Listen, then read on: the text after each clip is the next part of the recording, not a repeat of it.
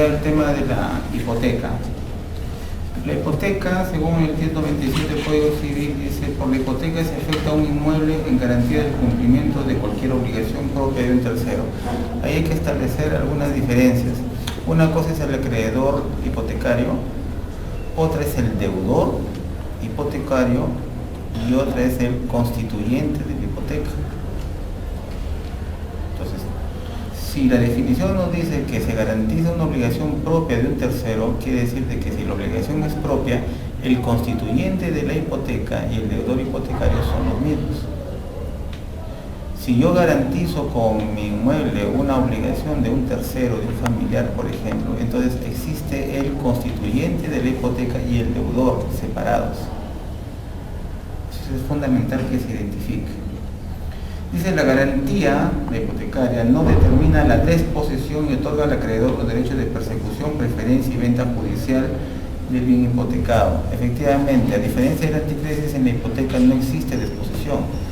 Es decir, en la hipoteca, el propietario, el constituyente de la hipoteca, el constituyente de la hipoteca puede ser obviamente el propietario, pero también puede ser cualquier persona que a través de las reglas de la representación convencional o a través de disposiciones legales expresamente señaladas, está facultado para realizar el gravamen sobre ciertos bienes. Por ejemplo, hablemos de un tutor o de un curador. El caso del tutor de un menor de edad, el caso del curador un mayor de edad respecto de los bienes de su representado. Si por ejemplo desea gravar con una hipoteca, tiene previamente que solicitar judicialmente esa autorización, y esa autorización a través de una sentencia debe estar inscrita previamente en registros públicos para que pueda operar frente a terceros y ese gravamen se pueda constituir en consecuencia. Desde esa perspectiva, entonces, la garantía, dice, no determina la desposesión. Como digo, acá no hay desposesión, pero el propietario puede sin problemas constituir cualquier acto jurídico a título temporal respecto del mueble. Por ejemplo, puede poseer el mismo, puede generar usufructos, usos, habitaciones, etc. Es más, inclusive, y no está impedido, puede transferir la propiedad. Se puede transferir la propiedad de un bien hipotecado, no hay ningún problema. Puede haber entre el deudor principal y constituyente de la hipoteca, pueden haber entre él y el actual propietario, puede haber 1 millón de propietarios entre ellos. Lo importante es que la hipoteca ha sido constituida con anticipación a la transferencia de propiedad, y como son dos derechos reales de garantía, por el principio de prioridad, la hipoteca va a primar sobre la transferencia de propiedad, de tal suerte que en estos casos el actual propietario sabe que adquirió un bien que está sujeto a hipoteca y eventualmente tiene el inconveniente, una espada de Damocles sobre la cabeza, que está orientado a que tiene la amenaza, la posibilidad negativa para sus intereses de que finalmente el acreedor hipotecario pueda ejecutar esa garantía. Ahora, ¿cómo se ejecuta judicialmente la garantía? Se inicia un proceso que se llama a través del denominado proceso único de ejecución. Se da 3 días con el mandato para que se cancele directamente la deuda. Después de ese plazo, a pedido del ejecutante, se puede proceder a la subasta, al remate, a través de pública subasta del inmueble. Cuando se desarrolla la primera subasta, se hace una valorización del inmueble, o en todo caso se asume la valorización que las partes en su momento acordaron en el acto constitutivo de la hipoteca. Sobre esa base se reduce el 15%, se reduce creo el 30%, y el 30% menos ya se asume como precio base el 70% del valor comercial tasado. Si no hay postores, para la segunda convocatoria de ese precio base se reduce un 15%, y si no hay en tercera convocatoria por tercera vez, en esta tercera oportunidad, pues un 15% menos. O sea, si comparamos estas situaciones entre el precio comercial del inmueble y el precio en el que ahora se ofrece en tercera convocatoria, estaríamos hablando de cerca del 50% de reducción del precio. Si no hay quienes se adjudiquen terceros en la subasta, entonces el ejecutante puede solicitar que se le adjudique el bien. Si desea continuar con la tanda de remates, entonces allí el juez ordenará una nueva tasación y comenzará una nueva tanda de remates otra vez en series de 3 hasta que finalmente aparezca un tercero o hasta que finalmente el acreedor termine adjudicándose el inmueble. Ahora, las formalidades es por escritura pública de la hipoteca, salvo disposición legal distinta. La ley del sistema financiero y bancario señala que en eso, porque cuando los montos garantizados por la hipoteca son menores a ciertos rangos, no es necesario elevar escritura pública, sino bastaría simplemente la legalización de los documentos privados que lo constituyen. La extensión de la hipoteca. La hipoteca se extiende a todas las partes integrantes, a todos los accesorios del bien. Es por eso que si yo constituyo una hipoteca sobre un terreno y resulta que mañana más tarde, al momento de ejecutar esta garantía, resulta que ya no es un terreno, sino es una edificación de 3 pisos, entonces procede, salvo que haya un pacto en contrario de manera distinta. También hay que recalcar nuevamente que estamos hablando que la hipoteca recae sobre bienes inmuebles preexistentes y además debidamente individualizados.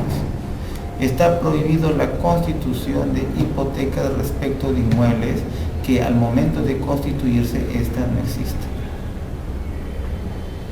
O sea, es una situación que la cosa en ese sentido es sumamente clara.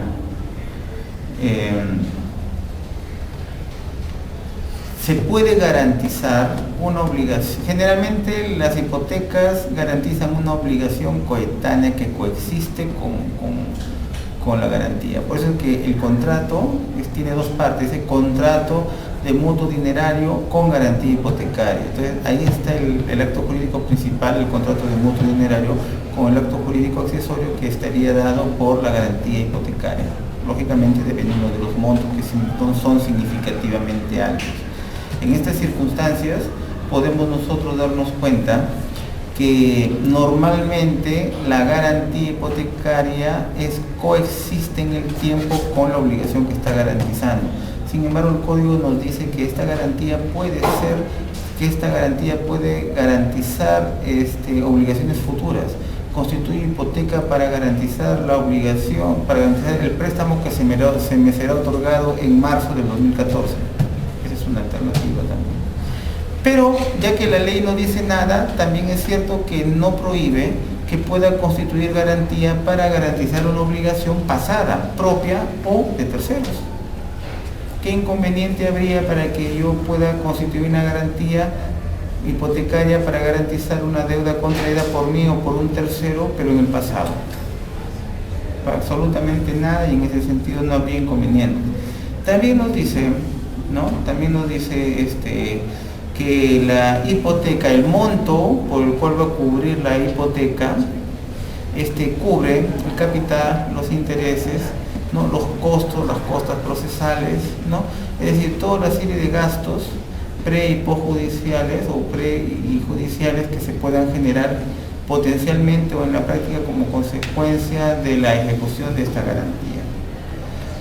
También es cierto que existe la posibilidad de hipoteca de varios inmuebles. Cuando la hipoteca recae sobre 2 o más inmuebles, sobre una pluralidad de inmuebles, la norma dice que esta garantía hipotecaria que se constituye es indivisible. Así, por ejemplo, si para garantizar $2 millones constituye hipoteca sobre 4 inmuebles, los 4 inmuebles van a garantizar los $2 millones. No hay que, bueno, como son 4 inmuebles, son 2 millones, entonces cada uno va a garantizar $500,000. No es así. Todos. Al punto que inclusive llegaremos al punto que estos 4 inmuebles van a garantizar 2 millones, 1 millón, 500,000, 300,000, 100,000 o $50,000. Claro que ustedes pueden darse cuenta claramente que llegará un momento donde la pluralidad de inmuebles no resulta razonable para garantizar una deuda que se hace cada vez más pequeña. En esas circunstancias es posible que las partes acuerden una reducción del monto de la hipoteca.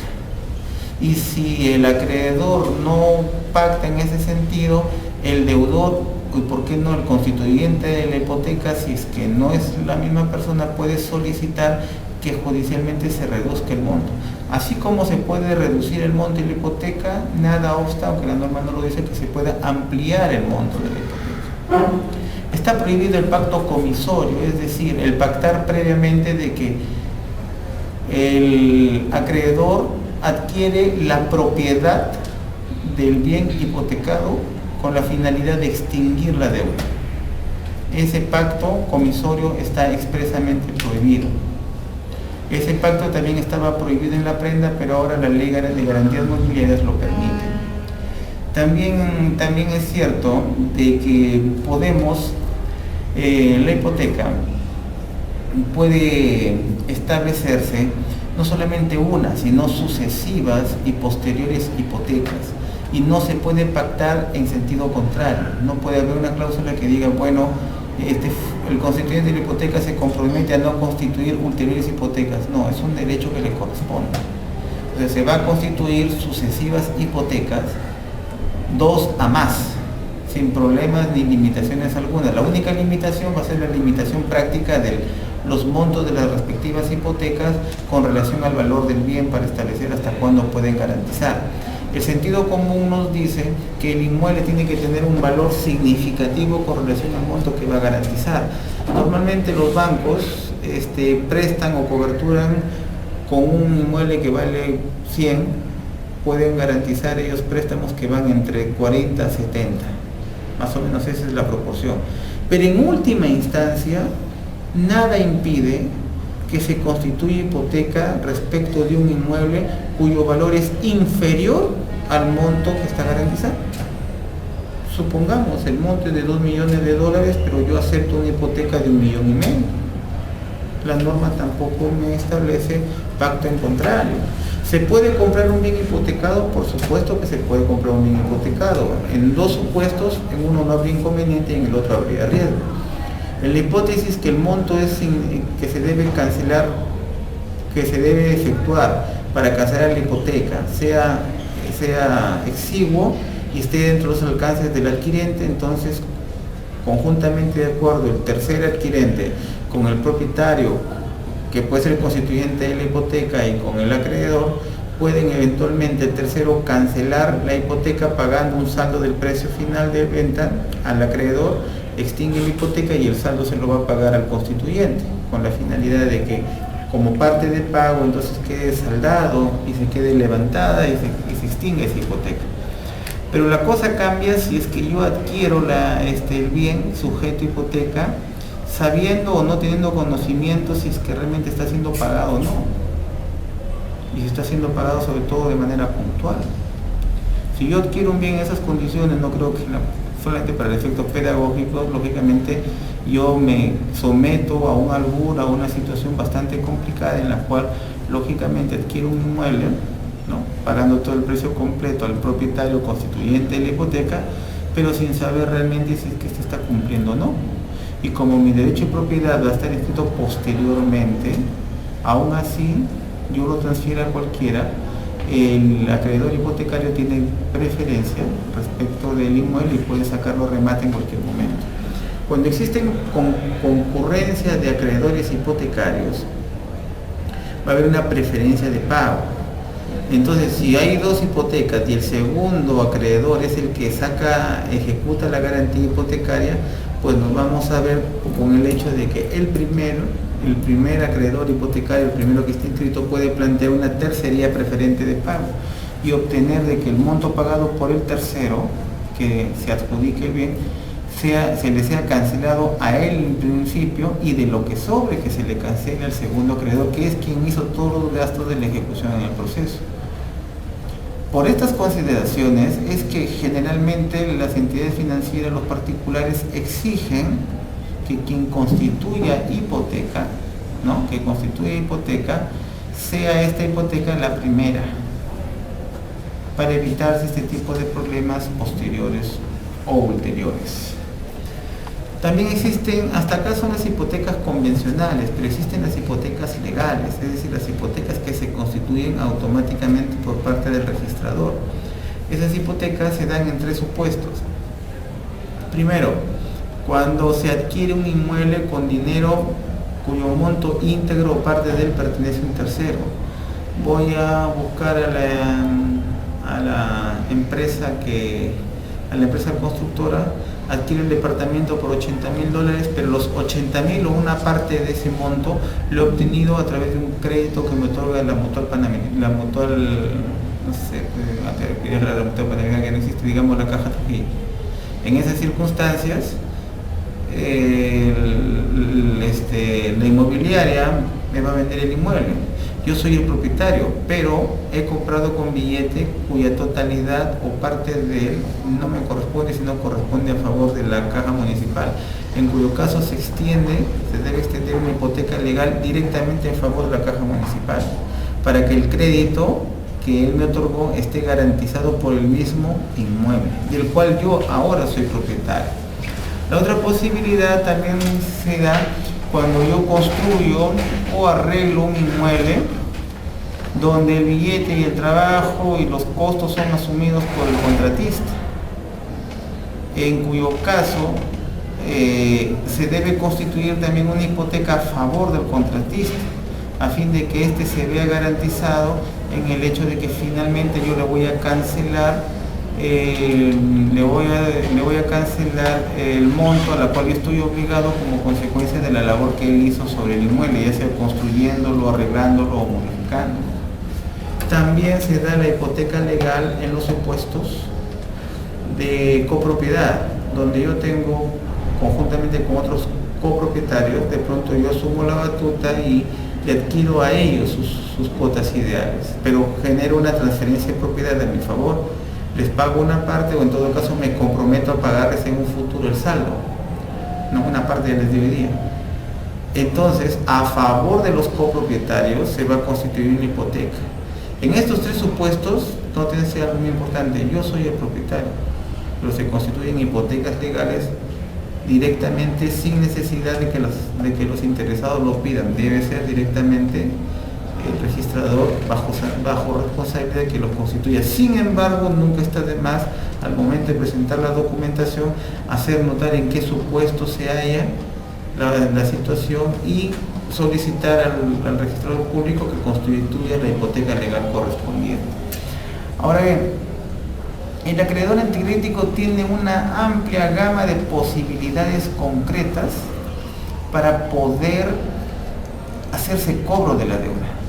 A pesar de que tiene el instrumento más poderoso, que es la garantía hipotecaria, tiene la hipoteca a su favor, si él desea, puede exigir la deuda no a través de la ejecución de la garantía judicialmente, sino a través de una acción personal, exigiéndolo judicialmente y a través de un proceso civil que podría ser el sumarísimo, el abreviado o el de conocimiento, en función del monto de la deuda, o si es que está sustentada en títulos valores, a través de un proceso ejecutivo, pero sin necesidad de ejecutar la garantía si es que él lo considera pertinente. ¿En qué situación podría darse eso razonablemente? Cuando el monto de la deuda es mínimo. Entonces yo no quiero causarle daño a mi deudor, ¿no? Sé que ha sido buen pagador en el pasado, entonces bueno, se lo ejecuta. Eso no quita a que yo posteriormente, ante la verificación del no pago, pueda iniciar el proceso de ejecución de garantías. O sea, yo puedo emplear la acción personal primero o únicamente, puedo emplear primero o únicamente la acción de ejecución de garantía, puedo emplearlas las dos simultáneamente, puedo emplearlas una después de otra. O sea, en ese sentido no hay problema ni no hay limitaciones de ningún tipo. Y la acción real inclusive la tengo que ejercitar contra el quien en estos momentos, al momento de ejercitarla, resulte siendo el actual propietario. Porque estoy ejecutando la garantía que, como ya hemos dicho en su momento, sea inscrita con anticipación con relación al nuevo derecho de propiedad que ostenta el actual propietario. O sea, esas posibilidades y esas situaciones se pueden dar.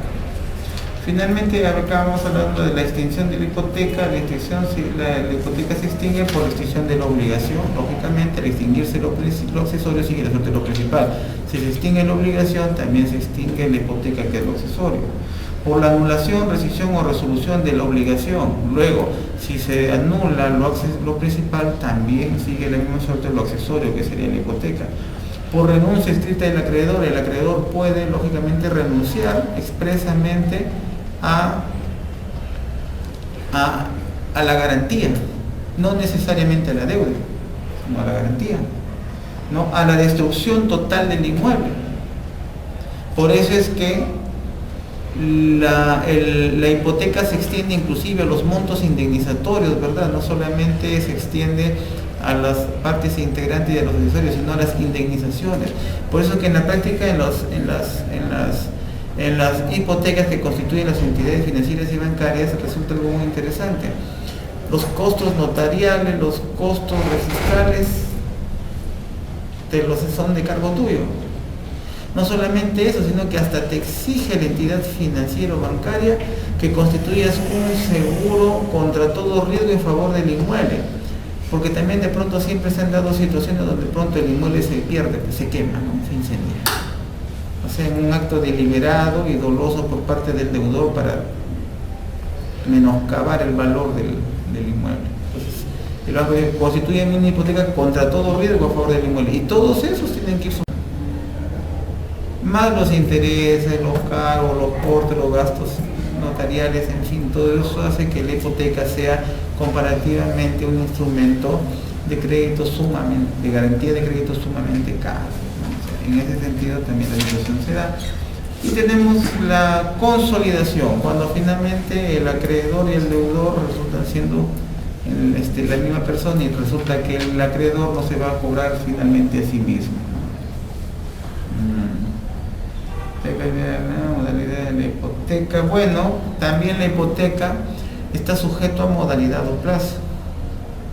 Puede ser que constituya que esta hipoteca de este inmueble va a garantizar una obligación por tantas sumineros hasta el año 2018. Punto. Si se constituye con esas características, el acreedor sabe que hasta el 2018 va a estar garantizado su crédito. Después de eso se extingue. O se puede generar con condición, con una condición suspensiva o con una condición resolutiva, conforme ya hemos visto en el curso de acto jurídico.